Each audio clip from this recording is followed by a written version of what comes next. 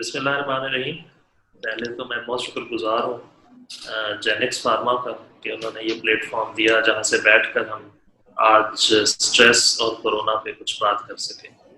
बहुत शुक्रगुजार हूँ आपका, कल्बे हैदर साहब, आपका, कासमी साहब का, रहीमिया खान में जेनेक्स की टीम का, ज़िया साहब का, कि जिन्होंने इस पूरे प्रोग्राम को फैसिलिटेट किया, और अपने ऑडियंस का जो मुझे सुन रहे हैं, देख रहे हैं, उनका बहुत शुक्रगुजार हूँ कि उन्होंने अपने कीमती वक्त से निकाला कि आज हम ये जो सेंसिटिव मौजू है कोरोना और स्ट्रेस के बारे में, उसमें कुछ बात कर सकें।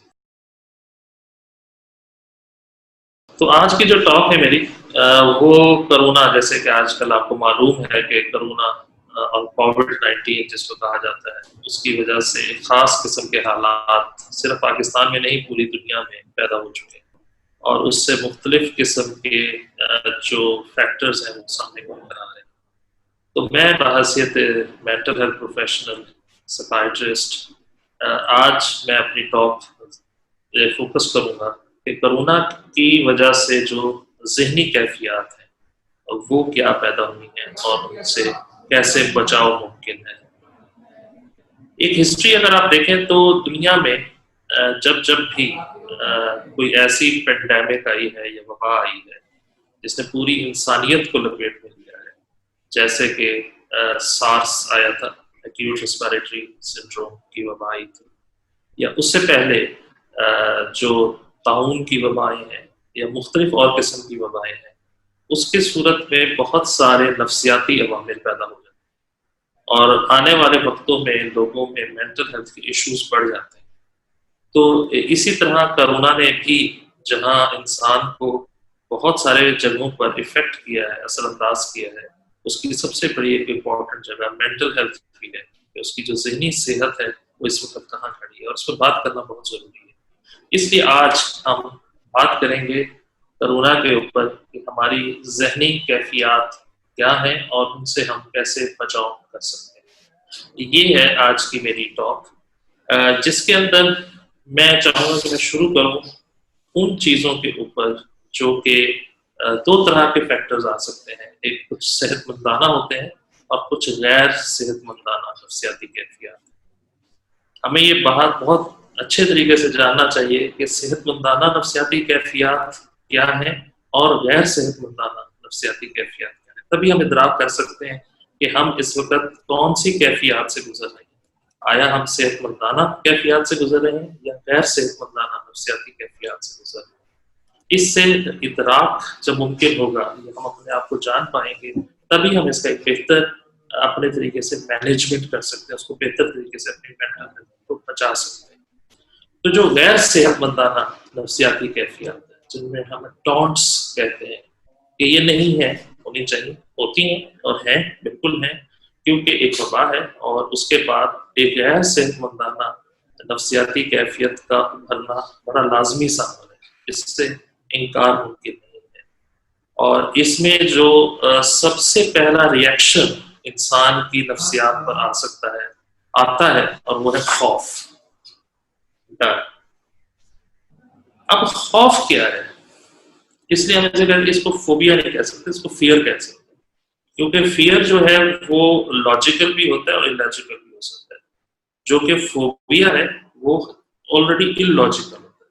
यानी लाइक, मुझे अगर किसी कॉकरोच से फोबिया है तो मुझे पता ये ठीक नहीं है, लेकिन मुझे डर लगता है, और ये एक नॉर्मल सा रिएक्शन है कि मुझे फोबिक एंजाइटी है। और कोरोना एक हकीकत है, और इसके इमर्ज में पैदा होने वाली एक खौफ की कैफियत। और वो खौफ किसके बारे में है? अपनी ज़ात के बारे में है कि मुझे कुछ ना हो जाए, मेरे प्यारों को कुछ ना हो जाए जो मेरे इर्द गिर्द के लोग, मेरी फैमिली को कुछ ना हो जाए, मेरे बच्चों को कुछ ना हो। ये एक कैफियत है जो इंसान के ताहत शऊर में इमर्ज होगी, और इस खौफ की कैफियत के अंदर इस वक्त पूरी दुनिया, नफ्सियाती खौफ के अंदर, कि मुझे कुछ ना हो जाए, मेरे बच्चों को कुछ ना हो जाए, मेरे प्यारों को कुछ ना हो जाए, मेरे शुगर को कुछ ना हो जाए, मेरी माँ को कुछ ना हो जाए, मेरे बाप को कुछ ना हो जाए, ये ना हो जाए, उस तरह ना हो जाए। तो ये एक खास किस्म का खौफ है। तो उस खौफ के ऊपर फिर मुख्तलिफ रिएक्शंस आते हैं इंसान को। ये जो मैं बात कर रहा हूँ, ये हम इसे कहते हैं सबकॉन्शियस, तख्त शऊर के अंदर जो खौफ हमारे जहन में अक्सर इमर्ज होते हैं। और आजकल आप अगर एज एन ऑब्जर्वर देखें तो इन्हीं चीजों से हम गुजर भी रहे हैं। तो पहली चीज है खौफ। अब खौफ से इंसान लड़ता है, इस तरीके से लड़ता है, वो भी नफ्सियाती तौर पे ही लड़ रहा होता है, और उसमें कुछ चीजें वो सेहतमंदाना कर जाता है और कुछ गैर सेहतमंदाना करता है, और वहीं से एंजाइटीज जन्म लेती हैं और मुख्तलिफ किस्म के फोबियाज और एडजस्टमेंट इशूज और मुख्तलिफ चीजें आ सकती हैं। तो दूसरी चीज जो ताकत शऊर में आ सकती है, खौफ की वजह से कौन सी गैर सेहतमंदाना कैफियत क्रिएट हो सकती है। सेहतमंदाना भी होगी जिसमें मैं बाद में बात करूंगी, लेकिन खौफ के बदले में गैर सेहतमंदाना कैफियत सबसे पहली, सबसे खतरनाक वो है डिनाइल। और नहीं जी कुछ नहीं है, एवे ड्रामा है, बकवास करते हैं लोग, कोई कोरोना शरोना नहीं। अब ये खौफ का मेरा पहला रिएक्शन है कि मैं उसके होने से ही इनकार कर देता हूं, आंखें बंद कर लेता हूं। अब ये एक बड़ी खतरनाक कैफियत है। मेरे सबकॉन्शियस में खौफ मौजूद है, कॉन्शियस लेवल पर मैं यानी शऊरी तौर पर मैं इसके होने से इनकार कर। अब इसके साथ ही सारी बीमारियां कहीं चलना शुरू हो कि मैं डिनाइल में, I am in a state of denial. तो मैंने अपने खौफ से लड़ने का एक बहाना बना लिया कि ये है ही नहीं। अच्छा, इससे तो मैं लोगों से सुनूंगा, अरे सोनिया जी हमें ड्रामा है, कोई साजिश साजिश हो रही है कुछ नहीं। तो ये एक स्टेट ऑफ डिनाइल आ गई। तो फियर आया, फियर का पहला रिएक्शन डिनाइल है। डिनाइल को समझने के लिए एक और तरीका भी है, और वो बड़ा आसान सा है कि कोई हमारे बहुत ही करीबी दोस्त की, चाहने वाले की, अल्लाह ना करे खुदा ना खास्ता, एक्सीडेंट में निकला है और उसकी डेथ हो गई। जो पहला फोन पे बात आएगी वो आप उसको मानने से इनकार कर दें, डिनाइल में चले, ये खो गया है, ये मान नहीं सकता। तो ये एक नॉर्मल ह्यूमन रिएक्शन होता है डिनाइल, लेकिन इसकी स्टेट में रहने के लिए आदमी को मुख्तलिफ तौजीहात तलाश करता है, और वो खतरनाक है फिर। वरना वो डिनाइल में जाता है डेथ के बाद और फिर एक्सेप्ट कर लेता है कि वो नहीं रहा है, लेकिन इसमें डिनाइल में ही है वो, और डिनाइल से अब वो निकलना नहीं चाह रहा। तो फिर वो दूसरा डिफेंस शऊरी लाशऊरी तौर पर कौन सा लेता है, जो कि इंतहाई खतरनाक है, और वो है प्रोजेक्शन। इल्जाम धर देना, किसी और के गले में घंटी बांध देना कि पहले मैंने फियर आया कि कोरोना आ गया, फिर मैं डिनाइल में गया, मैं ऐसे मानता ही नहीं हूं, और फिर मैं प्रोजेक्शन कर दिया, ये असल में कोई यहूदी साजिश होगी, ये असल में हुकूमत वक्त जो है वो किसी और के साथ मिल गई है और मिलकर ये काम कर दिया। अच्छा जी कितने केस आ गए, ये तो नॉर्मल डेथ्स भी होती है, ये हम जलील कर रहे हैं। तो ये प्रोजेक्शन है। प्रोजेक्शन ये है कि मैंने उस चीज से निकलने के लिए उस चीज को किसी और के गले में बांध दिया। और ये अगर आप देखें तो आज का जो रिएक्शन है वो प्रोजेक्शन बेस्ड है। और जब प्रोजेक्शन है तो ये तमाम लाइन जो मैं बता रहा हूँ, फियर के बाद डिनाइल का आना, डिनाइल के बाद प्रोजेक्शन का आना, ये गैर सेहतमंद आना कैफियत। क्योंकि जब प्रोजेक्शन आएगी तो फिर एंगर आएगा, गुस्सा आएगा, और जब गुस्सा आएगा तो मेरे अंदर मुख्तलिफ किस्म की कैफियत, मेरा दिल करेगा मैं हुकूमत के टायर चला के दुकानों को आग लगा दूं, मेरा दिल करेगा मैं उठूं और एक दिन जाकर लड़ना शुरू कर दूं, मेरा दिल करेगा मैं बाहर निकलूं और किसी और जो बंदा मुंह पे मास्क पहना है उस पर तेजाब फेंक दूं।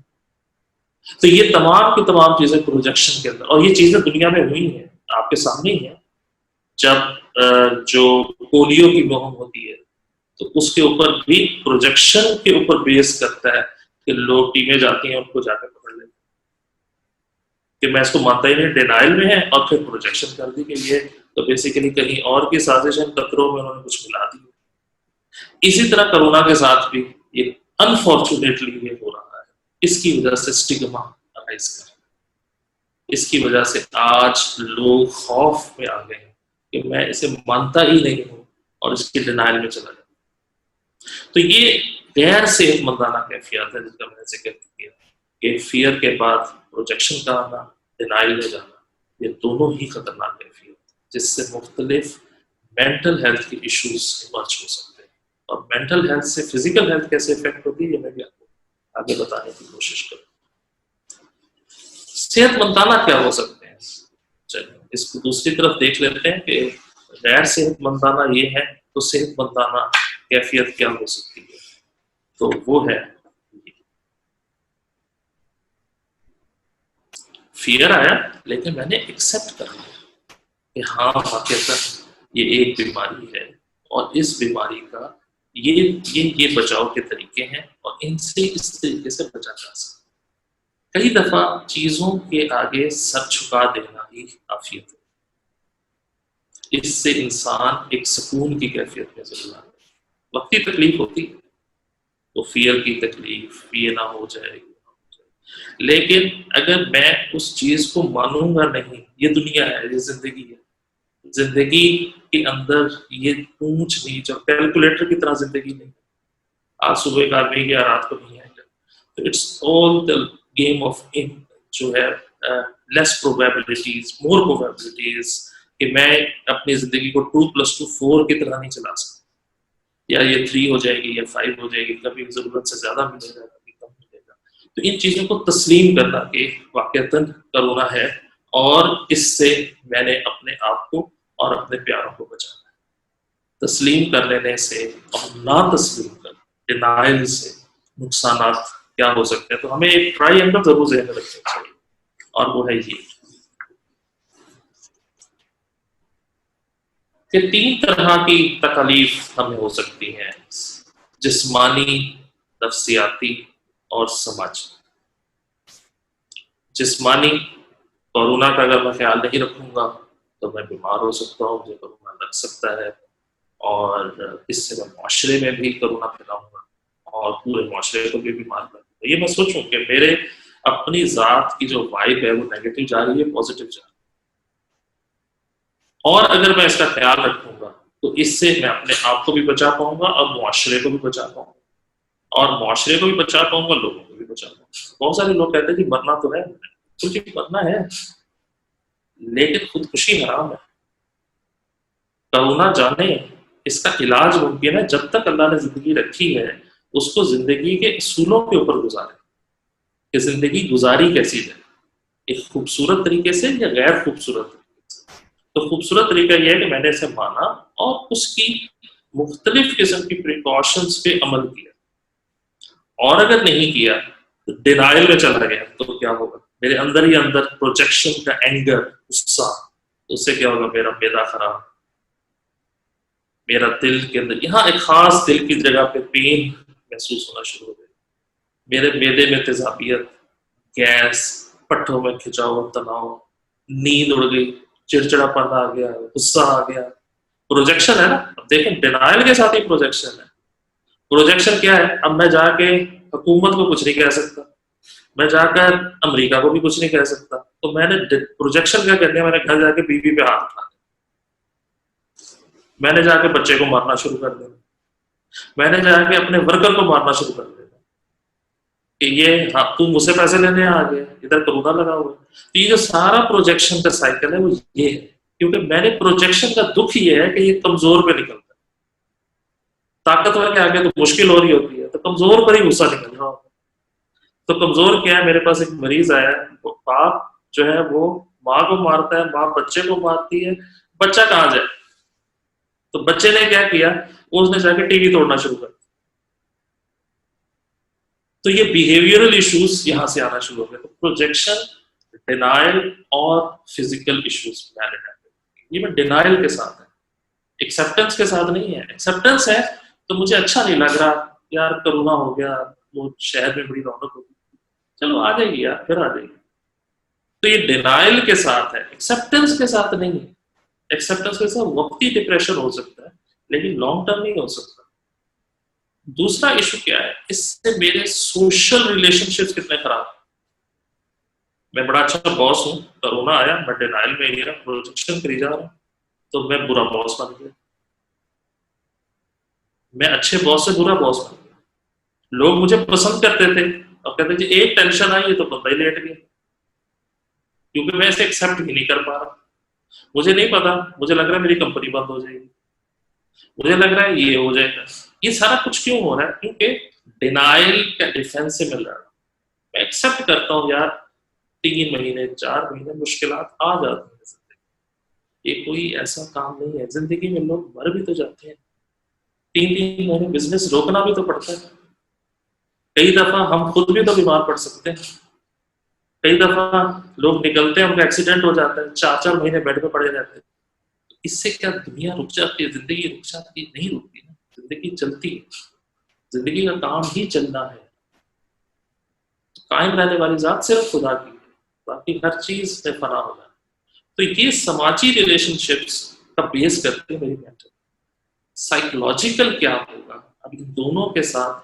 मेरे दिमाग में मुख्तलिफ किस्म की जब वाइब्स उठेंगी तो उसने पूरी मेरी बॉडी को इफेक्ट करना है और मेरी इम्यूनिटी में बड़ा करना है। अगर मेरे यहाँ सुकून नहीं है तो यहाँ सुकून कैसे हो सकता? सिर्फ ये सोचने की बात है, अगर यहाँ सुकून नहीं है तो मुझे नींद कैसे आएगी? यहाँ सुकून नहीं है तो मेरा मैदा कैसे सुकून में रह सकता है? ये कैसे मुमकिन है कि मेरा मैदा सही काम करे और मेरे यहाँ टेंशन चल रही है? ये कैसे मुमकिन है कि मैं बच्चे से प्यार से बात करूं और मेरे यहाँ टेंशन चल रही है? ये कैसे मुमकिन है? इसको कोई मुझे समझा दे। ये नहीं मुमकिन। तो यहाँ सुकून का होना, पीसफुल स्टेट ऑफ माइंड का होना चाहिए कि मैं यहाँ एट पीस रहूं हर हालत। और यही काम लोगों ने करके दिखाया। अंबिया की ट्रेनिंग है, सूफिया की ट्रेनिंग है, आपके इर्द गिर्द के जो हमारे सीनियर एल्डर्स हैं उनकी ट्रेनिंग है। उन्होंने रेजिलियंस सिखाई है कि टॉलरेंस किस बुला करना, तो यहाँ ठहराव है, रुकना है, कबूल करना है, तस्लीम करना है और अपने अंदर ठहराव लाना है। ठहराव रोकना है, रुकना है, बस कुछ नहीं करना। गाड़ी 5वें गियर में जा रही थी और उसको ब्लेड को बस कुछ टाइम के लिए न्यूट्रल किया है, थोड़ी सी हीटअप हो गई है, बस थोड़ा सा उसमें गर्मी ज्यादा आ गई, उसको थोड़ा सा ठंडा कर रहे हैं तो गाड़ी रोकी है। जिंदगी नहीं रोकी, सफर पे तो चल ही रहे हैं। तो ये बड़ा जरूरी है कि आपने थोड़ी देर के लिए अपने आप को स्लो करना। जो मांगा जा रहा है आपसे वो ये मांगा जा रहा है कि आप थोड़े से स्लो हो जाए, पेस को स्लो कर, जिंदगी को स्लो कर। इसमें बड़े फायदे भी हैं और बड़े लोगों ने बड़े बड़े अच्छे चीज काम भी कर डाले। ये भी मैं आगे थोड़ा सा जिक्र करना चाहूँगा। तो ये है ये जो ट्राइंगल है, ये इस चीज की निशानी है कि मैं इन तीनों के गिर्द कैसे अपनी चीजें कर सकता हूँ। करें क्या? सेहतमंदाना रवैये है तो करें क्या इसके अंदर? तो हमारे उस्ताद हैं प्रोफेसर मोहम्मद काज़मी साहब भी बड़े जिक्र करते हैं और मैं भी आजकल उनकी कुछ लिखी हुई चीजें पढ़ने की कोशिश कर रहा हूँ, वहां तक नहीं पहुंच सकता।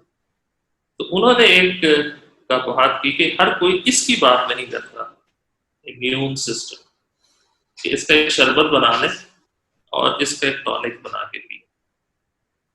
और अब इम्यून सिस्टम के शरबत में क्या क्या होना चाहिए, उसके अज्जाए तरकीबी क्या क्या होने चाहिए, ये है जिंदगी, ये है सेवा। तो मैंने पहले आपसे कहा, आपने ठहराव है, ठहराव का मतलब अपने फिजिशियन की बात सुने। हुकूमत आपसे गलत डिमांड तो नहीं करती, आपकी जिंदगी की बात कर रही है, ये सोच कर सुने, बायस ना हो, स्टिग्मा ना लाए दिल में। ये सोचे अगर वो कहते हैं अगर आप बाहर ना निकले तो ये फायदे में ही कह रहे हैं, कल कल तक तो नहीं कहते थे ना आपसे। यही रमजान था, यही ईदें थी, लोग 10 10 बजे तक 12 12 बजे तक दुकानें खोलते थे, हुकूमत रोकती तो नहीं। इस साल कहा कि आप 5 बजे तक रोक दें, तो थोड़ा ठहराव आपको ट्रेन करने की कोशिश की जाती है। और ये ट्रेनिंग आगे मुझे लगता है जब कोरोना ओवर भी होगा तो ये ट्रेनिंग काम आएगी। रोजे में तो ट्रेनिंग दी जाती है ना कि सुबह फजर से लेकर मगरिब तक कुछ खाना पीना नहीं। एक ऐसा 12 में एक ऐसा महीना आ जाता है जो कहते हैं हाल चीजें भी हराम होगी। ट्रेनिंग है, रोका गया है आपको, रुक जाओ, दुनिया को जरा साइड पे करो, थोड़ा मेरी तरफ भी आ। तो ये रुकावट इंसान की टॉलरेंस है, इंसान को ठहराव सिखाता है, स्ट्रेस मैनेजमेंट है। तो इस शरबत में सबसे इंपॉर्टेंट चीज ही यही है कि इसके अंदर जो रहम है ना वो बूढ़ों और बच्चों के लिए। जो हमारी ओल्ड एज पॉपुलेशन है, जो हमारे कमजोर लोग हैं, जो बच्चे हैं, उनकी इम्यूनिटी इतनी अच्छी नहीं होती, वो जल्दी इफेक्ट हो सकते हैं, तो उनका हमने खास ख्याल रखा। ये हमारी ट्रेनिंग का हिस्सा है, ये हमारी दीनी ट्रेनिंग का भी हिस्सा है, कि मजहब की ट्रेनिंग भी है। कमजोरों को हमने हमारे छाँव से, शेल्टर से सुकून मिलता है। हम अपनी ज़हनी सेहत का ख्याल रखना बहुत जरूरी है, हमारी जिस्मानी सेहत और ज़हनी सेहत। ज़हनी सेहत का ख्याल ये है कि ये वक्ती टेंशन है, ये पेंडेमिक जिंदगी भर नहीं रहते हैं, खत्म हो जाते हैं। ताउन भी खत्म हो गया, उससे पहले भी सार्स था, वो भी खत्म हो गया। टेंशन आती है, वक्त में आपने सुना होगा टीबी के सैनिटोरियम्स होते थे, लोग खून थूक थूक के मर जाते थे, वो भी खत्म हो गया। आज उसका बड़ा अच्छा इलाज मुयस्सर है। ये भी वक्त ही है, ये आया है और चला जाएगा। बस ये सोचना, इट कम्स एंड गोस, ये मुस्तकिल रहने वाला नहीं है। मुस्तकिल रहने वाला सिर्फ खुदा की जात है। तो ये जिस्मानी सेहत पे ये इंपॉर्टेंट है, एक मैंने ये ठहराव रखना है, और उस ठहराव के अंदर अपनी सेहत का ये ख्याल रखना है कि मैं एक ऐसी चीजें लूं जिससे मेरी इम्यूनिटी स्ट्रॉन्ग, मेंटल इम्यूनिटी, नफ्सियाती साइकोलॉजिकल इम्यूनिटी भी, और फिजिकल इम्यूनिटी। फिजिकल इम्यूनिटी के लिए मैं मुख्तलिफ किस्म की, लाइक फिश ले सकता हूँ, सब्जियां हैं, बीज हैं, ड्राई फ्रूट्स हैं। इससे मेरी मेंटल स्ट्रेंथ भी बेहतर होती है और फिजिकल भी बेहतर। और उसके साथ साथ मुख्तलिफ किस्म के रवैये अपनाना शुरू कर दूं। कुछ भी हो जाए, मेरा मस्बत रवैया ये होना चाहिए, ये आएगा और चला जाएगा, ये मेरा पॉजिटिव मोड है, मैं नेगेटिव वाइब नहीं दे रहा, ये आएगा और चला जाएगा। कोरोना आ गया, चला जाए, आइए इसके साथ ये तो नहीं हो जाएगा। अगर डॉक्टर साहब सुने तो सामने आएगा, जिसने भेजा है वो वापस भी ले जाएगा इसको, तो ये खत्म हो जाएगा। ये एक वक्ती कैफियत है। तो ये है मस्बत रवैया, लोगों के साथ मुस्कुरा कर बात करें, उनके साथ कंपैशन, रिस्पेक्ट, ये दिखाना। अपने जूनियर्स को आज ज्यादा जरूरत है आपके तहफ़्फ़ुज़ की, जो सीनियर्स देख रहे हैं उनके ऊपर ज्यादा शफकत का हाथ रखें कि मैं हूं ना, जब तक मैं हूं, अल्लाह के करम से आप परेशान हो, मैं बैठा हूं। आप वो रोल अदा करेंगे जो खुदा ने आपको जिस रोल को बना के भेजा है। तो ये पॉजिटिव एनर्जी है जो आप ऊपर से नीचे तक ट्रिकल डाउन करते, और उससे नफ्सियाती अवामिल नहीं पैदा हो सकते। एक शोहर है तो वो अपनी बीवी के साथ जाकर कितने आराम से बात करता है, कितना टॉलरेंट है, माँ और बच्चे के दरमियान ताल्लुक कैसा है। तो यहाँ सारा रोल सीनियर का है, जिसके पास ताकत ज्यादा है, कमजोर के पास नहीं है। ये बच्चे का कसूर नहीं है, इसमें माँ बाप बच्चे के साथ कैसे सलूक करते हैं। मेरे पास बच्चे आते हैं तो मैं पहले पूछता हूँ, बच्चे गालियां देने लगे, पहले बताए घर में कोई और भी गालियां देता है? आज ही कभी कभी उनके वालिद साहब दे देते हैं। अब उनके वालिद साहब को कौन रोके उस कंडक्ट इशू को? वो तो उसी को नहीं रोक सकता, वो तो ताकतवर आदमी है। तो ताकतवर आदमी को ये सोचना है कि मैंने अपने कमजोर के साथ कैसा सलूक करना। ये वही सलूक करना है जो फातिह मक्का ने किया अपने लोगों के साथ, रहम का सलूक, ठहराव, पेशेंस। आप पर जिम्मेदारी ज्यादा है, और जब इन मुस्बत रवैयों का इजहार करेंगे तो बिलीव यू मी, आपकी यहाँ की इम्यूनिटी बड़ी स्ट्रांग हो। ये नहीं मुमकिन कि आप जब सुकून बांट रहे हैं तो उसके बाद आप यहाँ से पुरसुकून ना हो। ये अपना अपना हिसाब अपने साथ करें। बहुत सारे लोग होते हैं कि मैंने उसके साथ अच्छा किया तो उसे भी अच्छा करना चाहिए, नहीं, ये जरूरी नहीं है। अनकंडीशनल रिगार्ड हमेशा अनकंडीशनल होता है। बगैर शर्तों के पहली दफा कोरोना के अंदर एक वाइब क्रिएट करें, एक लाइट अपने आप से मैनेज करें कि मैंने हर जगह पॉजिटिविटी करना, और बगैर इस शर्त के बदले में मुझे करना। तो बिलीव यू मी, यहाँ से आप पुरसुकून हो जाएंगे। तो इस कैफियत में जाना बड़ा जरूरी है, और इसको अगर मजीद इंजॉय करना चाहते हैं तो मेडिटेशन सबसे। आप कुछ देर के लिए आंखें बंद करें, अपने आप को कनेक्ट करें, और ये सोचें कि मेरे अंदर से जब मैं हवा बाहर निकाल रहा हूँ तो उसके साथ एक पॉजिटिव एनर्जी पूरी। अगर आप नमाज में भी जाते हैं तो उसके अंदर भी जो इफेक्ट है वो यही मेडिटेशन है। वो 5 मिनट वजू करते हैं, डिस्कनेक्ट करते हैं आपको दुनिया के साथ, एक खास कैफियत में आते हैं, उस कैफियत में अपना ताल्लुक रब के साथ जोड़ते हैं। रब पॉजिटिव एनर्जी है, इब्लीस नेगेटिव एनर्जी है। तो पॉजिटिव एनर्जी आप मांगते हैं और पॉजिटिव चाहते हैं उससे। अब जो दुआ ये करता है कि उसका बेड़ा गर्क हो जाए, तो उसको कभी सुकून नहीं मिल सकता। तो खुदा से कैसे मांग सकता है किसी और का बेड़ा गर्क हो? वो सुकून मांगेगा पूरी दुनिया में, या अल्लाह तमाम मोमिनों, मर्दों, मुसलमानों, औरतों में जज़ाए खैर अता फरमा। वो खैर की दुआ जो है वो अपने लिए भी तो मांगी जा रही है, वो सुकून आपको भी मिल रहा है। तो इसको मल्टीप्लाई करें, ये है एक मेडिटेशन का असल असूल, जिसको हम कहते हैं मेडिटेशन, स्पिरिचुअलिटी और रिलैक्सेशन एक्सरसाइजेस आपस में कनेक्ट होती है। तो यहाँ आके इससे जज्बाती ठहरा हुआ है, जिसे हम कहते हैं इमोशनल रेजिलियंस। इमोशनल रेजिलियंस को समझने के लिए बड़ा जरूरी है कि अगर एक टूटी है, पानी है, अगर आप सारा दिन खोल के रखेंगे तो टैंकी खाली हो जाएगी। तो आप उतना ही पानी निकालेंगे जितना जरूरत है। इमोशंस भी ऐसे ही टैंकी में पड़े हुए पानी की तरह होते हैं। दिल तो बड़ा करता है कि उठा के गले में थले पा दे, लेकिन उस टूटी को बंद करके रखना है, उसको खोलना नहीं है। उतना ही खोलना है जितनी जरूरत है, और अगर खोलना है तो अच्छी चीजों के लिए खोलें। यही ट्रेनिंग है अगर आप उठा के देखें तो। ये इसको हम कहते हैं इमोशनल रेजिलियंस, रिस्पेक्ट। एक मर्द मेरे बीवी के साथ रिस्पेक्टफुल एटीट्यूड अपना रहा है, एक बॉस जो है वो अपने जूनियर के साथ रिस्पेक्टफुल एटीट्यूड अपना रहा है, एक सीनियर अपने जूनियर के साथ, हम अपने जानवरों के साथ भी जुल्म करना जायज नहीं, इनके साथ भी जायज नहीं। तो ये जो तमाम चीजें हैं, ये बेसिकली कहीं ना कहीं मेरे अंदर ठहराव, और जब ये ठहराव आता है तो फिर एक सबसे बड़ी चीज आ जाती है, वो माफ करना। मैंने सब कुछ माफ कर दिया, मैंने छोड़ दिया सब कुछ। तो जब एक्सेप्टेंस है, वो आपको कहीं ना कहीं कनेक्ट करती है। तस्लीम कर लेना, खुदा को भी तस्लीम करना है ना। तस्लीम करते हैं आप खुदा को, उसकी बनाई हुई कायनात को, उसमें ठहरी हुई चीजों को, और उससे आपके अंदर एक रिस्पेक्ट वाला सबसे स्ट्रॉन्ग इमोशन आता है। उस स्ट्रॉन्ग इमोशन की वजह से आप माफ करना सीखते हैं। ये तमाम साइकिल जब पॉजिटिव एनर्जीज का आता है, तो इससे यहाँ इम्यूनिटी बड़ी स्ट्रॉन्ग। ऐसे लोग बड़े स्ट्रॉन्ग होते हैं, बड़े कमाल लोग।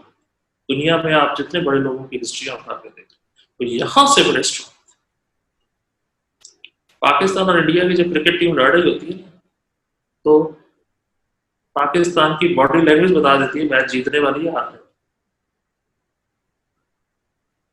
बैट पकड़ना सबको आता है, यहां से कौन हारता है, यहां से गिव अप कौन करता है। We should be trained enough to be psychologically very strong. Physically हम हो गए हैं, हमने चीजें सीख भी ली हैं, हमने ये चीजें समझ भी ली हैं, लेकिन यहां से शायद हम हारना शुरू हो गए। यहां से नहीं हार, जब यहां से नहीं हारना, उसके लिए पॉजिटिव इमोशंस लाना बड़ा जरूरी है, ऊपर काम करना। अगर ये काम करेंगे तो पूरा मुआशरा, पूरी सोसाइटी में बहुत बेहतर हो सकती है। और इसके लिए कनेक्ट है, और आपका कनेक्ट भी बहुत अच्छा हो सकता है। इसके अलावा भी कुछ चीजें हैं जो आजकल बहुत हो रही हैं, जिस पे बात करना बड़ा जरूरी है, और जिसकी वजह से नेगेटिव एनर्जीज पैदा भी हो रही हैं और फैल भी रही हैं। और उनमें जो सबसे बड़ा इशू आ रहा है वो मीडिया पे, जिस पे बात करना बड़ा जरूरी है कि जो मीडिया है इस वक्त, सोशल मीडिया का बेजा इस्तेमाल, वो नेगेटिव एनर्जीज दे रहा है और हम उस नेगेटिव एनर्जीज को फैलाए जा रहे हैं,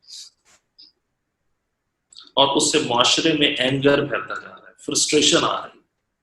करुणा है, समझ आ गया है। ये सिर्फ पाकिस्तान में नहीं है, हिंदुस्तान में भी है, अफगानिस्तान में भी है, अमेरिका में भी है, सऊदी अरब में भी है, भारत में भी है। ये पूरी दुनिया इसकी लपेट में है, चाइना में भी है। कोई बात करता है कि जी गवर्नमेंट को ये कर लेना चाहिए था। अच्छा, अमेरिका जैसी विजिलेंट गवर्नमेंट, मैंने कुछ अर्सा काम करने का मुझे यूरोप में मौका मिला, आयरलैंड में मौका मिला, वो उनके हेल्थ सिस्टम को मैंने करीब से देखा है। वो लोग अपने आप को समझते हैं हम 3 साल पहले समझ जाते हैं कि कौन सी बीमारी आने वाली है, वो तो नहीं जान पाए कि कोरोना आने वाला। वो चाइना पे इल्जाम धर रहे हैं, प्रोजेक्शन कर रहे हैं।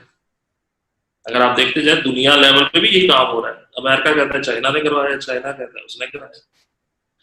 इतनी बड़ी ताकतें हैं, इतना वेल डेवलप्ड हेल्थ सिस्टम जो हमसे 60-70 साल आगे है, वो नहीं डिटेक्ट कर सका तो पाकिस्तान कैसे कर लेता जैसा गरीब हो? नहीं कर सकता था, कोरोना आ गया। पैसे हमारे पास नहीं है, हम गरीब बोलते हैं, ये जानना बड़ा जरूरी है, मान लेना जरूरी है। इसके बावजूद हम में रेजिलियंस है, हम इसको बचा पाए, हम इसको फैला नहीं, इतना बुरा नहीं फैलाए जितना हम दुनिया में फैलाए। हम उनसे बेहतर कौम के तौर पर इमर्ज हुए। हम अमेरिकन के तौर, यूरोपियंस के मुकाबले में हम बेहतर बेहतर पैदा हुए हैं।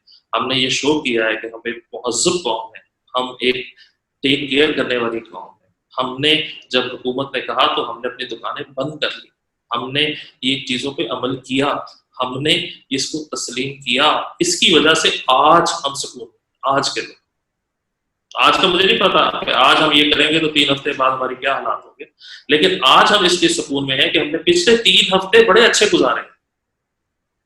हमने एक रिस्पॉन्सिबल कौम के तौर पर इमर्ज हुए हैं दुनिया। हम कोई इररिस्पॉन्सिबल कौम नहीं हुए, हमारे यहाँ डंडे नहीं मारे गए लोग, लेकिन लोगों ने खुद इसका इदराक किया, इस चीज, इस फियर को मुकाबला किया, इससे लड़ा। ये कौम की निशानी है। और मुझे दुख की बात है, मीडिया इस चीज को कभी हाईलाइट नहीं करता। मीडिया ट्रिब्यूट नहीं पेश करता आवाम को। मीडिया ट्रिब्यूट क्यों नहीं पेश करता हमारे सहाफी जो है उनको, जो दुकानदार हैं जिन्होंने किस तरह मुश्किल से जिंदगी गुजारी होगी 3 हफ्तों में, लेकिन इस बीमारी का मुकाबला किया।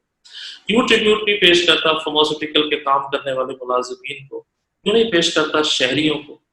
क्यों नहीं पेश करता? सिर्फ गालियां ही लिखनी कि जी ये यूं हो गया, यूं हो गया, तो लोग ख्याल नहीं रख रहे, फलाना नहीं। गिल्ट में ही रखना है हमें, हम गिल्ट में नहीं है, हम मानते हैं ये बीमारी है और हम इससे बाहर निकलने की कोशिश कर रहे हैं। और बाहर निकलते वक्त तकलीफ तो होती है, बुखार भी होता है, कभी तबीयत ठीक नहीं होती, कभी दिल नहीं करता घर में रहने को, बाहर निकल जाने को दिल करता है, इसमें कोई गुनाह तो नहीं। तो ये तमाम चीजें मानना जरूरी है ह्यूमन रिएक्शंस को। इसमें गालियां देने से कोई काम नहीं होगा। ये चीज है कि हम एक अच्छे कौम की तरह इमर्ज हुए हैं। फेसबुक, सोशल मीडिया के अंदर ये कैंपेन चलनी चाहिए कि हम एक अच्छी कौम है और एक अच्छे कौम के तौर पर हम इस चीज को, ये हमारी स्ट्रेंथ है।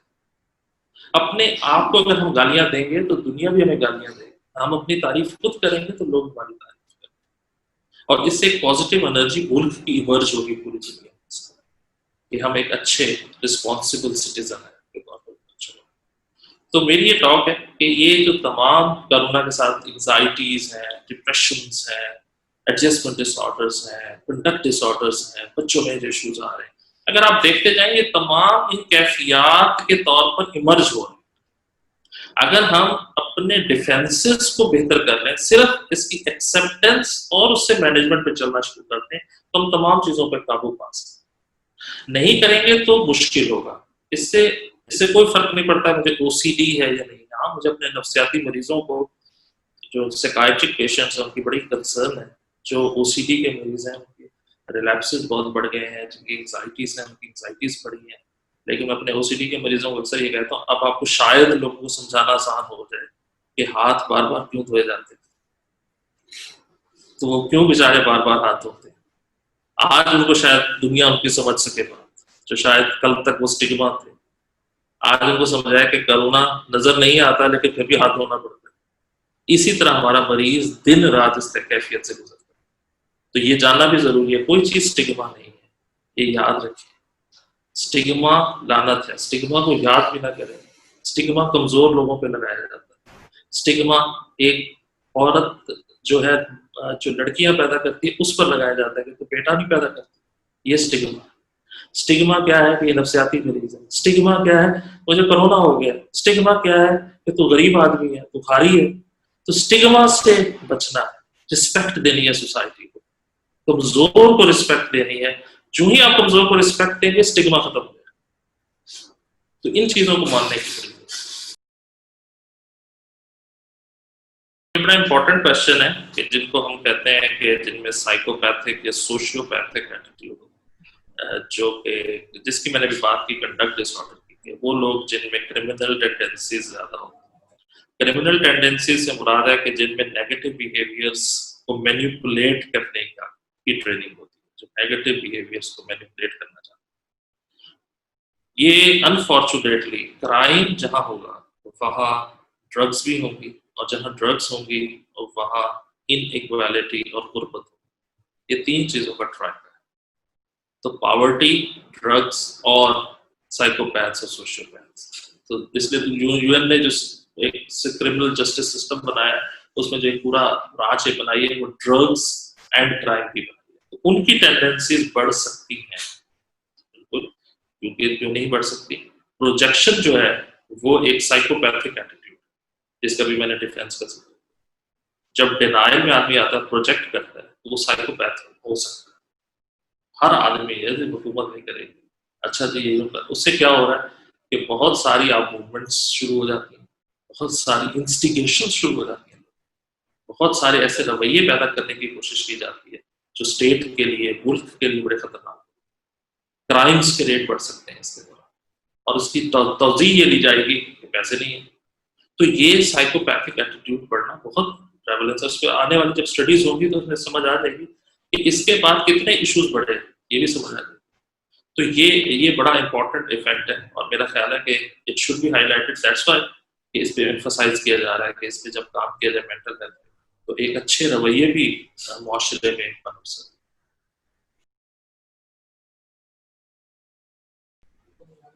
ये जो मैंने भी एक कुछ टॉक बताई कि साइकोलॉजिकल रिएक्शंस हैं, उसमें अनफॉर्चुनेटली मेरा अपना जाती ख्याल है, ये सही भी हो सकता है, गलत भी हो सकता है, कि मुझे कहीं लगता है कि इस कोरोना को ट्रीट करते करते हुकूमत ने या हुकूमतों ने दुनिया में इसको स्टिग्मेटाइज भी कर, ये अनफॉर्चुनेट। कोरोना भी एक ऐसी आम बीमारी है, जैसे किसी को नमूनिया हो गया, नमूनिया में भी तो डेथ हो सकती है। जैसे किसी को खांसी बुखार है तो उसके अंदर चेस्ट इन्फेक्शन के नतीजे में भी कई लोगों की डेथ हो जाती है, और खुसूसन जो डायबिटिक है, हाइपरटेंसिव है, ओल्ड एज है, उनमें ज्यादा चांसेस होते हैं डेथ के। अनफॉर्चुनेटली है, बदकिस्मती है कि इसको भी कहीं ना कहीं स्टिग्मेटाइज कर दिया। स्टिग्मा जहां आ गया, मैंने भी आपसे बात की, कोई ये मानने को तैयार नहीं होगा ना, जो नफ्सियाती मर्ज हो सकता है, उसकी क्या रीजन है मालूम। इसी तरह इसके साथ हो रहा है कि मुझे कोरोना हो गया तो मुझे बंद कर देंगे। इस पर हुकूमत को काम करना चाहिए कि इसकी एक्सेप्टेंस को फैसिलिटेशन दें, कि इसको लोग माने और उसका इलाज कर सकें। इस पे काम होना चाहिए, और ये जेन्युइन कंसर्न, और मैं इस पे बिल्कुल मेरी जाती राय में मैं इनसे बिल्कुल इत्तेफाक करता हूँ कि इसके अंदर जो फियर है वो हमने लर्न करवा दी है, लोगों को सिखाया है, उनके अंदर डाला है। आज से 3 महीने पहले अगर किसी को कोरोना जाके खुद टेस्ट कराते, यार मेरा डॉक्टर साहब कहाँ टेस्ट होना है, मुझे बताया, मैं कोरोना का टेस्ट तो करवाऊँ। अब लोग करते हैं टेस्ट कराने से। ये 3 महीने में हमने क्या ऐसा किया है कि लोगों में फियर क्रिएट हो। तो ये फियर नहीं होना चाहिए, इस फियर की फैसिलिटेशन हुकूमत पे फर्ज है कि इसको ईज आउट करें, लोग आसान करें, ताकि लोग टेस्ट करें और अपना इलाज करवाएं। अगर हो गया तो क्या हुआ, ये तो इसके डेथ रेट इतनी ज्यादा तो नहीं। अगर हो भी जाए, हम हो सकता है मैं बैठा हूँ, मुझे हो गया, नेगेटिव हो गया, डॉक्टर्स हम सारा दिन काम कर रहे होते हैं, अक्सर हम डॉक्टर्स कहते हैं कि हमने सीख लिया है कि हमें होकर खत्म हो गया होगा, तो इसलिए ये जरूरी नहीं है। तो इसलिए अगर हो गया तो ठीक है, इलाज करा दें ना। आप माशाल्लाह हेल्दी हैं, यंग हैं, तो यंग आदमी में तो वैसे ही डेथ बहुत कम है, हो ही नहीं सकती है। तो इसलिए उसको तो ठीक है, अगर हो गया वो क्वारंटाइन करे, थोड़ा सा पैराडॉल करे, अपनी इम्यूनिटी को बेहतर करे, एक्सरसाइजेस करे और एक्टिव हो जाए अपनी लाइफ में। तो इसको सीखना जरूरी था, मेरा अपना ख्याल है। इसको कहीं ना कहीं फियर आया तो फियर के साथ अवॉइडेंस आ, तो ये चीज खतरनाक है। तो मेरा अपना ख्याल है डिनाइल नहीं है, ये फियर के साथ एक तीसरा रिएक्शन है अवॉइडेंस का, वो शुरू।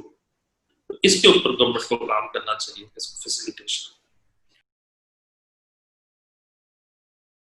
पुलिस के पास तो खैर क्राइम ही आएगा, तो ये पुलिस को ये जरूर सोचना चाहिए कि पुलिस के पास कोई शरीफ आदमी तो नहीं जाएगा कि मैंने किसी के साथ अच्छा किया है तो मुझे तारीफ करेंगे, तो उनके पास वायलेंस ही आएगा। तो इसके अच्छे रवैये भी मैंने देखे, बीइंग द डॉक्टर मैंने ये भी देखा है कि लोगों ने अपनी फैमिली के साथ कनेक्ट किया है, लोग अपनी फैमिली के साथ बैठे हैं। कई लोग मेरे पास लोग हैं, वो आकर बताते हैं कि डॉक्टर साहब मुझे पिछले 3 साल से टाइम नहीं मिला, आज पिछले 2 महीने में मुझे इतना टाइम मिला अपनी फैमिली के साथ वक्त, अपने माँ बाप की मैंने बातें सुनी, अपनी बीवी के साथ बैठा हूँ। उसके अंदर पता नहीं कितना कुछ भड़ास भरी हुई थी, वो मैंने निकलवाई है। बच्चों के साथ मैं बैठा हूँ, तो बहुत सारी अच्छी चीजें भी हुई हैं। तो जाहिर बात है जहाँ प्रोजेक्शन हुई है, जो भी मैंने आपके साथ जिक्र किया, जहाँ प्रोजेक्शन होगी तो मैं जाकर उसका गुस्सा कमजोर पे निकालूंगा, डोमेस्टिक वायलेंस करूंगा, जाके लड़ाई करूंगा घर में जाके। उनको ट्रेन किया जा सकता है, वो कोई इतनी बड़ी इशू नहीं है। मैंने आपसे कहा ना, वह उनके अगर इश्यूज आप उठा के देख ले तो उनका वो जो साहब है, उनके जो बॉस हैं, वो इनसिक्योर हो गए, उनको नौकरी का थ्रेट देने लग गए, वो बेचारे इनसिक्योर हो गए, एंजाइटी में गए, वो घर जाकर उन्होंने बीवी पे गुस्सा निकाल दिया, उन्होंने उस पर निकाल दिया। ये पूरी एक साइकिल चल पड़ा। इसी को तो बचाने की बात कर रहा हूँ कि इस चीज को जब बचाएंगे तो डोमेस्टिक वायलेंस कम हो जाएगा। डोमेस्टिक वायलेंस के बजाय पॉजिटिव बिहेवियर्स इरप्ट होना शुरू हो। तो अगर पुलिस के पास ये रिपोर्ट होने लगे तो उनसे हिस्ट्री जरूर ले लें कि आखिर कहाँ ये प्रॉब्लम आ रहा है। तो इसलिए दुनिया में फोरेंसिक साइकोलॉजिस्ट होते हैं जो ये काम करते हैं पुलिस के साथ, जेल में लोगों के साथ। कैद, हम खुद कैदियों के साथ इस वक्त एक प्रोग्राम कर रहे हैं डिस्ट्रिक्ट जेल के अंदर, डिस्ट्रिक्ट सुपरडेंट जेल के साथ मिलकर। उन कैदियों को, क्योंकि बाहर से खाना आना बंद हो गया, उनके ऊपर पाबंदी लगा दी गई है, उनसे उनके मुलाकातियों से मिलने में पाबंदी लगा दी गई है, तो वो डिप्रेशन में चले गए। तो ये बहुत बड़ा इशू हुआ है जेल के अंदर भी। तो वो हमने देखा है कि बहुत ज्यादा उनको हम जाके मोटिवेशनल कनेक्ट किया है, उनके साथ ऑनलाइन स्काइप्स के साथ, व्हाट्सएप ग्रुप्स के साथ, उनकी फैमिली से मिलवाते हैं। सिर्फ इसके तरीके बदलने हैं, चीजों को बेहतर करने के लिए दूसरे तरीके से देखना है। तो मेरा अपना है, तब से बेहतर रवैये आ सकते हैं। कोई इतना बड़ा मुश्किल काम नहीं। डिप्रेशन के लिए आप ये जरूर समझें कि उसमें ये, जैसे मैंने भी आपसे बताया, 3 एरियाज हैं जहां इफेक्ट हुआ। बायोलॉजिकल से मुराद है जिस्मानी, जिस्मानी से मुराद है मेरी नींद खराब है, मेरी भूख नहीं लगने लगी, मेरा वजन कम होने लग गया है। खवातीन है तो उनके पीरियड्स के मसाइल शुरू हो गए हैं, मैदा खराब है, इस तरह के मसले हैं, पट्टों में खिंचाव, तनाव हो रहा है, सोमैटिक सिम्टम्स आ रही हैं। ये है बायोलॉजिकल सिम्टम्स।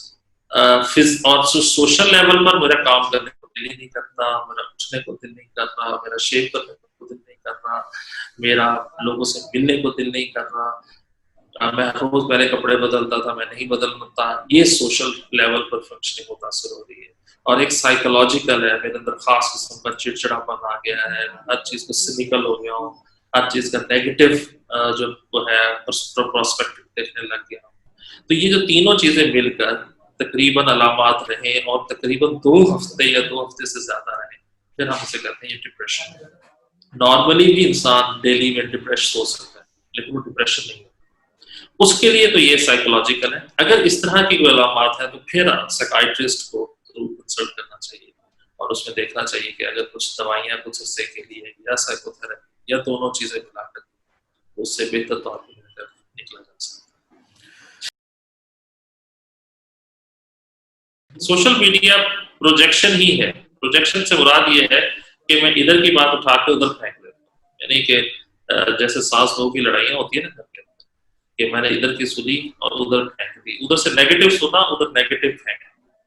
तो अगर आप लड़ाइयां भी देखें तो उसमें भी सारा प्रोजेक्शन जो है नेगेटिव होता है। तो इसमें सारी नेगेटिव चीजें मैं उठाऊंगा, इकट्ठी करूंगा, उसकी टोकरी बनाऊंगा, टोकरी बना के उससे बड़ा आसान तरीका हो गया, मैंने उसको मैसेज कर देना, व्हाट्सएप कर देना, और फिर अगले ने भी बगैर सोचे उसको आगे भेजते जाना। तो ये नेगेटिव वाइब क्रिएट हो रही है, इससे नेगेटिव बिहेवियर्स आ। पॉजिटिव बिहेवियर दूसरे हैं। पॉजिटिव बिहेवियर है कि आप लोगों में कंपैशन क्रिएट करें, जो ज्यादा मुश्किल काम, इसलिए उस पर काम करना जरूरी है।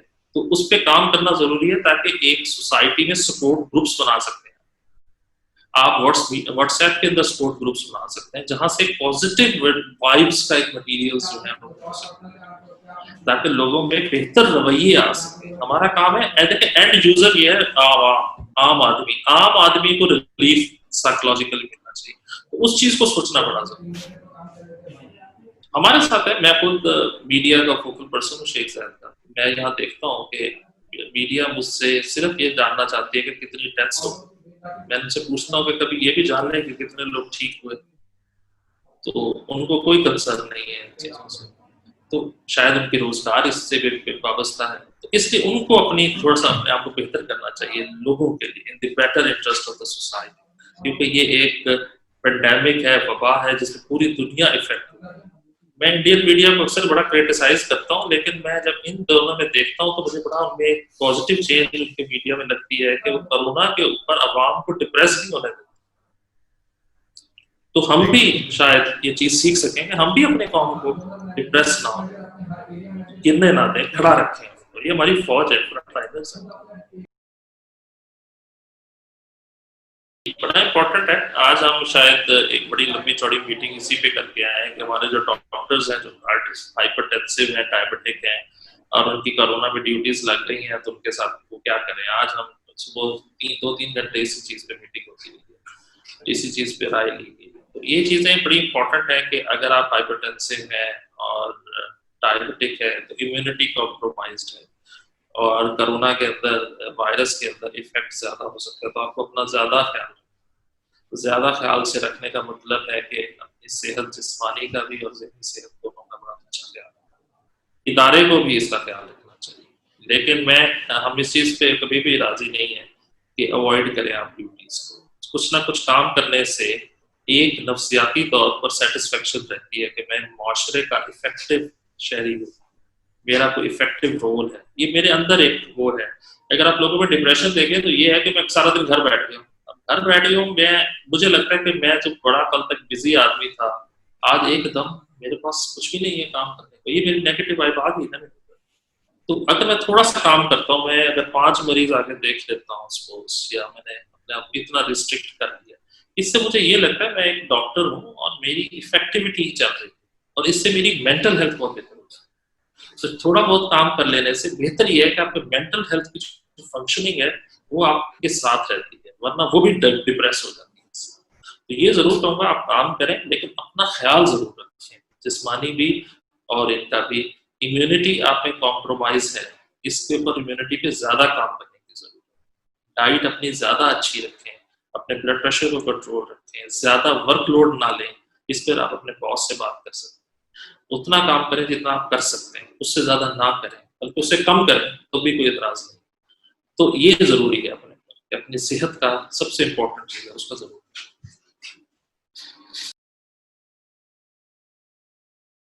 इम्पोर्टेंट क्वेश्चन है चाइल्ड मेंटल हेल्थ और एडोलेसेंट मेंटल हेल्थ के ऊपर। और इसके ऊपर इम्पोर्टेंट चीज ये है कि शायद मैं मसलन पर्सनल लेवल पर दुनिया में चेंजेस आती हैं और आज की दुनिया मेरे बचपन की दुनिया से बहुत। आज की दुनिया का जो बच्चा है वो लैपटॉप और मोबाइल और स्मार्टफोन का बच्चा है। जो मेरे दौर का बच्चा था, जब मैं था, तो शायद मेरे पास तो कुछ भी नहीं था, हम तो कुछ और चीज़ों से सीखे हुए। तो शायद हमारी जो जनरेशन है या हमसे छोटी भी जो जनरेशन है वो इतनी अभी बच्चों के हवाले से प्रॉब्लम उनको ये आ रही है कि जो जनरेशन, जिसे हम कहते हैं एक्स जनरेशन हुआ, कि हम एक्स जनरेशन के लोग हैं जो 60s और 90s के दरमियान पैदा हुए। हम अभी सोशल मीडिया के साथ और लैपटॉप्स और इनके साथ इतने ट्यून्ड नहीं। एक तो हमें ये सीखना होगा कि हम इनको बेहतर यूटिलाइज करवाना सिखा सके। मेरे पास कई पेशेंट्स आते हैं, मैं उनको ये सिखाता हूँ कि ये कहते हैं जी हमारे ऐप पे ये देखते हैं, तो मैं उनसे कहता हूँ ये यूट्यूब किड्स है, तो इसमें 5 साल की एज की रिस्ट्रिक्शन लगा के इनको कलर्स की ट्रेनिंग दे सकते हो बैठ के, और इस तरीके से ट्यून कर लो बच्चों, उनके साथ उन जैसा ही बन जाओ। तो ये सीखना पेरेंट्स के लिए बहुत जरूरी है कि आप उन जैसा ही बनकर उनके साथ उसके अंदर इन्वॉल्व होकर उनको वो चीज दिखवा सके जो कि उनके लिए इफेक्टिव है। ये एक सबसे इम्पोर्टेंट काम जो शायद हम कर पाए। अब प्रॉब्लम ये है कि जो वहां कार्टून देख रहे हैं, मुझे नहीं पता वो कार्टून क्या है और उससे वो कितना वायलेंस सीख रहे हैं। मुझे नहीं पता वो वहां बैठकर जो मूवी देख रहे हैं उस मूवी से क्या इम्पैक्ट क्रिएट हो सकते हैं। मुझे नहीं पता कि उनकी एज, मेरा बेटा कार्टून देखता है तो रात को सो नहीं पाता है और वो उठ के भाग रहा होता है, कार्टून नजर आ रहे होते हैं। अब ये मेरा काम है कि मैं उसको देख सकूं, उसकी मेंटल हेल्थ के साथ काम कर सकूं। ये बिहेवियर के इश्यूज इसलिए आ रहे हैं, फिर उनका स्क्रीन टाइम बढ़ गया, लेकिन मैं उस स्क्रीन टाइम को इफेक्टिवली यूटिलाइज नहीं कर पा रहा। इसलिए ऑनलाइन जब ट्रेनिंग की बात की गई तो अक्सर टीचर्स को ही ऑनलाइन ट्रेनिंग का नहीं पता। तो ये थोड़ी सी चेंज आ गई है दुनिया में। ये समझ लें, the world will not be the same after कोविड-19। अब हमें सीखना होगा कि ऑनलाइन ट्रेनिंग क्या होती है, असाइनमेंट्स कैसे दी जाती हैं, कंप्यूटर के ऊपर कैसे बच्चों को हम एंगेज कर सकते हैं मुख्तलिफ चीज़ों के अंदर, उनके स्मार्टफ़ोन्स के अंदर ही हम उन्हें कैसा सिखा सकते हैं। और ये बड़ा इम्पोर्टेंट है, अगर हम ये सीख जाएँ तो हम बच्चों में बड़ी स्किल्स डेवलप कर सकते हैं। तो यहाँ सीखना पेरेंट्स के लिए ज़रूरी है। तो मेरा अपना ख़्याल है बच्चों से ज़्यादा पेरेंट्स की रिस्पॉन्सिबिलिटी है कि वो सीखें उस आईफ़ोन को, उस स्मार्टफ़ोन को, उस लैपटॉप को, और उसके अंदर जाके वो मुख्तलिफ सिस्टम्स को समझकर उनके साथ उन जैसा हो जाए।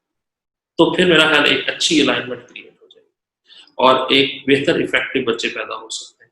और वो वैसे बच्चे नहीं होंगे जो सोशल मीडिया पर गलत खबर, गलत तरीके से नशर करने के आदी हों। वो ज़्यादा सेंसिबल और ज़्यादा जो है बेहतर किस्म के इंडिविजुअल्स बन सकते हैं। बहुत शुक्रिया जेनेक्स का, आप लोगों का, ऑडियंस का, कि उन्होंने टाइम दिया मुझे। It's really an honour for me to be with you people. Thank you and